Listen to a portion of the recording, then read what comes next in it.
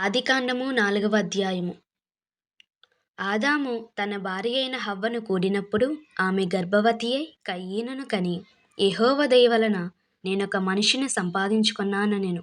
తరువాత ఆమె అతని తమ్ముడగు హేబేలును కనెను. హేబేలు గొర్రెల కాపరి, కయీను భూమిని సేద్యపరచువాడు. కొంతకాలమైన తరువాత కయీను పొలము పంటలో కొంత యెహోవాకు అర్పణగా తెచ్చెను. హేబేలు కూడా తన మందలో తొలిచూలన పుట్టిన వాటిలో క్రొవ్విన వాటిని కొన్ని తెచ్చెను.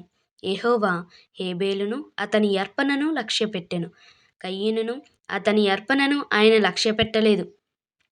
కాబట్టి కయీనుకు మిక్కిలి కోపం వచ్చి అతడు తన ముఖము చిన్నబుచ్చుకొనగా, యెహోవా కయీనుతో, నీకు కోపమేలా?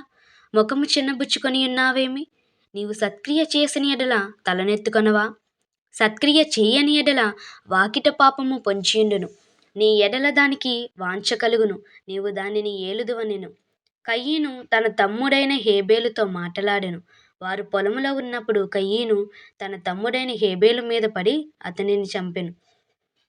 యెహోవా, నీ తమ్ముడైన హేబేలు ఎక్కడున్నాడు అని కయీను నడగగా, అతడు, నేనెరుగను, నా తమ్మునికి నేను కావలివాడనా అనెను. అప్పుడాయన, నీవు చేసిన పని ఏమిటి? నీ తమ్ముని రక్తం యొక్క స్వరము నేలలో నుండి నాకు మొరపెట్టుచున్నది.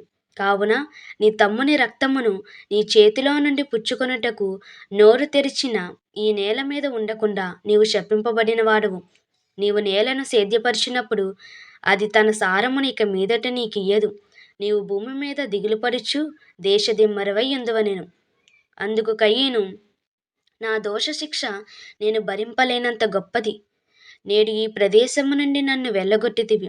నీ సన్నిధికి రాకుండా వెలివేయబడి దిగులుపడుచు భూమి మీద దేశదిమ్మరునై యుందును. కావున నన్ను కనుగొనువాడెవడో వాడు నన్ను చంపునని యెహోవాతో అనెను. అందుకు యెహోవా అతనితో, కాబట్టి ఎవడైనను కయీనును చంపిన ఎడల వానికి ప్రతిదండన 7 అంతలు కలుగుననెను.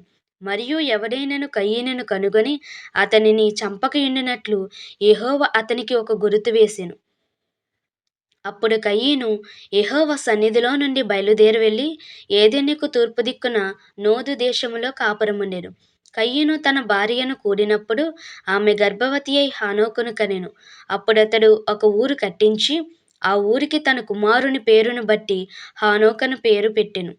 హానోకుకు ఈరాదు పుట్టెను. ఈరాదు మహూయాయేలును కనెను. మహూయాయేలు మతూషాయేలును కనెను.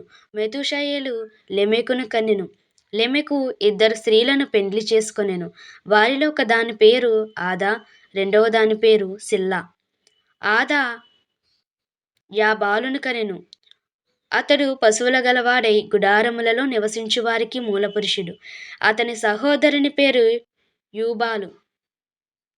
ఇతడు సితారాను సానికను వాడుక చేయు వారికందరికీ మూలపురుషుడు. మరియు సిల్లా తుబల్కాయీనును కనెను. అతడు పదునుగల రాగి పని ముట్లన్నిటినీ ఇనుప పనిముట్లన్నిటినీ చేయువాడు. తుబల్కాయీను సహోదరి పేరు నయమా. లెమెకు తన భార్యలతో, ఓ ఆదా, ఓ సిల్లా, నా పలుకు వినుడి. లెమెకు భార్యలారా, నా మాట ఆలకించుడి. నన్ను గాయపరిచినందుకై ఒక మనిషిని చంపితిని. నన్ను దెబ్బ కొట్టినందుకై ఒక పడుచువాని చంపితిని. ఏడంతలు ప్రతిదండన కయీను కోసం వచ్చిన ఎడల లెమెకు కోసం 77 అంతలు వచ్చుననెను. ఆదాము మరలా తన భార్యను కూడినప్పుడు ఆమె కుమారుని కని, కయీను చంపిన హేబేలునకు ప్రతిగా దేవుడు నాకు మరియొక సంతానమును నియమించెననుకొని అతనికి షేతు అని పేరు పెట్టెను. మరియు షేతునకు కూడా కుమారుడు పుట్టెను. అతనికి ఏనోషు అని పేరు పెట్టెను. అప్పుడు యెహోవా నామమున ప్రార్థన చేయుట ఆరంభమైనది. ఆమేన్.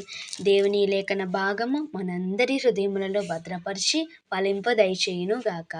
ఆమేన్. Praise the Lord. హల్లెలూయా.